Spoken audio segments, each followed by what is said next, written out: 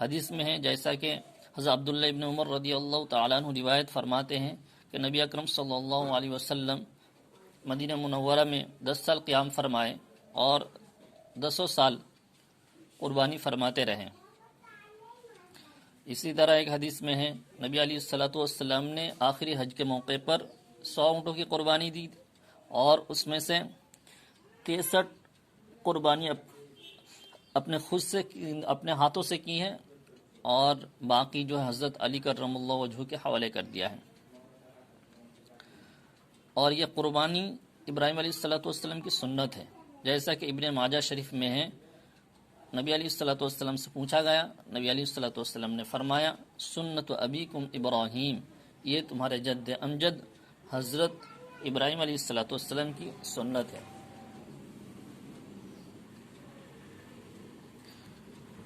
بقرعید کے دن بہت ساری چیزیں ہیں جو کرنے کی ہے، جو سنت ہے، جیسا کہ اچھے کپڑے پہنے، دھلے ہوئے کپڑے ہوں، نئے کپڑے ہو تو ٹھیک ہے، نہ تو کم سے کم دھلے ہوئے کپڑے پہنے، خوشبو لگائے، اسی طرح ایک راستے سے جائے دوسرے راستے سے آئے، اگر قریب ہو تو پیدل چل کے جائے، سوار ہو کر نہ جائے، اور 2 رکعت نماز ادا کرے امام کے پیچھے، اور یہ 2 رکعت ادا کرنا یہ واجب ہے، جیسا کہ فتویٰ عالمگیری میں ہے۔ اور قربانی ایک تو بالغ پر ہے ہی، لیکن اس کے ساتھ ساتھ بچے پر بھی ہے، یہ بھی فتویٰ عالمگیری میں ہے کہ اگر وہ اس کے پاس پیسے ہو، صاحب نصاب ہے، تو اس پر قربانی ہے، اس بچے پر۔ کون کرے گا؟ اس کا ولی کرے گا یا اس کا والد کرے گا۔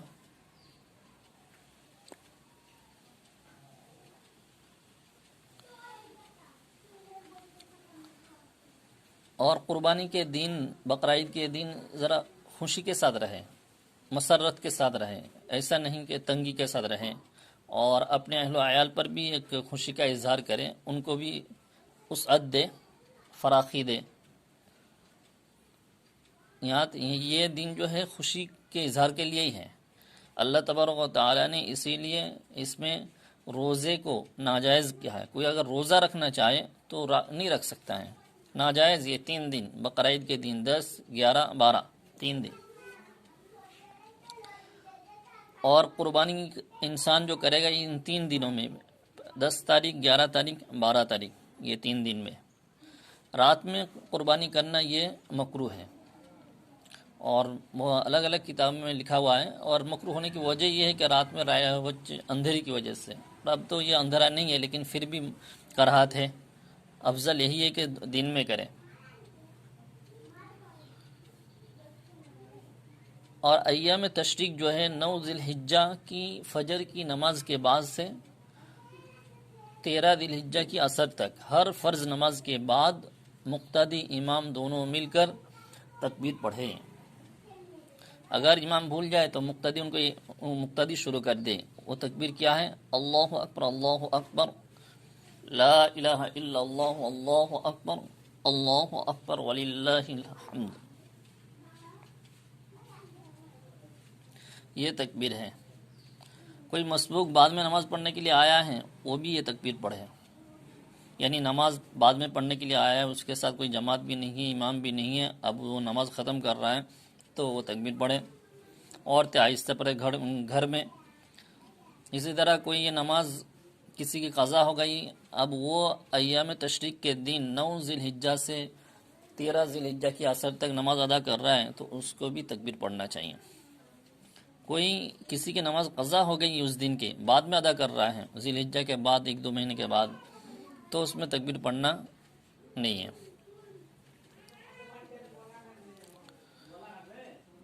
اب جو ہے جو جانور ذبح کرے گا وہ کتنے سال کے ہوں؟ مثال کے طور پر اونٹ کی قربانی دے رہا ہے تو کم سے کم 5 سال کا ہو، گائے بھینس ہے تو 2 سال ہو، بکرا وغیرہ ہے تو کم سے کم 1 سال کا ہو۔ لیکن بہت سارے جانور ایسے ہیں بکرے وغیرہ میں، دمبے، تو اس میں ایسا لگتا ہے 6 مہینے کا ہے لیکن لگتا ہے 1 سال کا ہے، تو اس کی طرف وہ بھی جائز ہے۔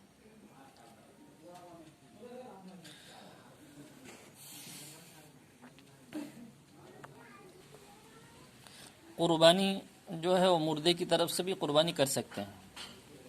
اگر اس نے وصیت کی ہے تو قربانی کرے اور اس کے گوشت فقراء میں تقسیم کر دے، خود نہ کھائے، مالدار کو نہ کھلائے. اور اگر وصیت نہ کی ہے لیکن قربانی دینا چاہتا ہے اس کے جو رشتہ دار وغیرہ ہے تاکہ اس کو ثواب ملے، تو ثواب ملے گا ضرور، اور اس کی طرف سے کر سکتے ہیں، جیسا کہ حضرت علی کرم اللہ وجہہ نے کیا تھا نبی علیہ الصلوۃ والسلام کی طرف سے.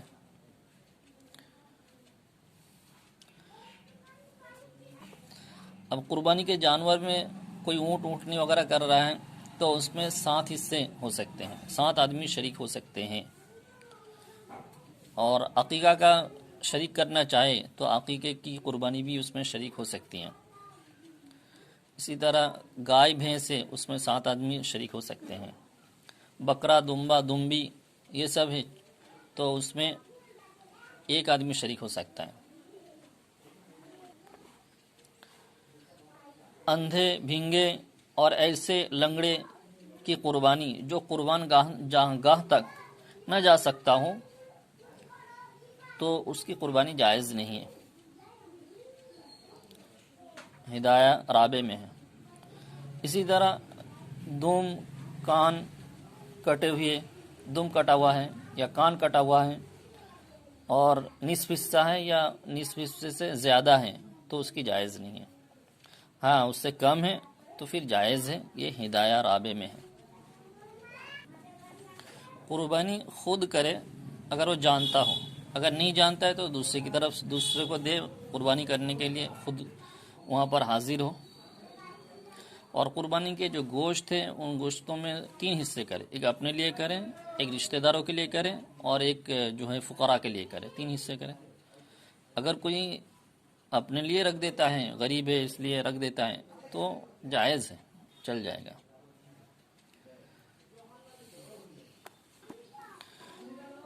قربانی کی جو کھال ہے اس کھال کو بیچ نہیں سکتے، بیچ کے پیسے اپنے کام میں نہیں لگا سکتے. ہاں بیچ دے تو اس کو پیسے یتیموں کے دے دے، فقراء کو دے دے یا کسی مدرسے میں دے دے، اور وہ مدرسے والے اس کو کام میں لگا دیں گے، کسی ضرورت مندوں کو دے دیں گے، یا مدرسے والے کو وہ کھال دے دے تو وہ بیچ کے جو جہاں پر لگانا ہے وہ لگا دیں گے. لیکن ایسا نہیں کہ بھائی اس کو بیچ کے پیسے کھا سکتے ہیں، وہ کر سکتے نہیں، بلکہ وہ فقراء کے لیے ہے. ہاں قربانی کی جو کھال ہے اس کو اپنے کام میں لگا سکتے ہیں. کوئی کچھ کر لینے کے بعد اس کو رکھ دیں، اگر بیچ دے تو وہ پیسے فقراء تک پہنچا دے. یہ موٹے موٹے مسائل تھے، نہ تو اس کے علاوہ اور بھی مسائل ہیں. اگر کسی کو ضرورت ہو تو عالم سے پوچھ لے کہ یہ مسئلہ کیا ہے کیا نہیں ہے. یہ 2-3 مسئلے میں نے اسے ہی بتائے، اور بھی مسائل ہیں.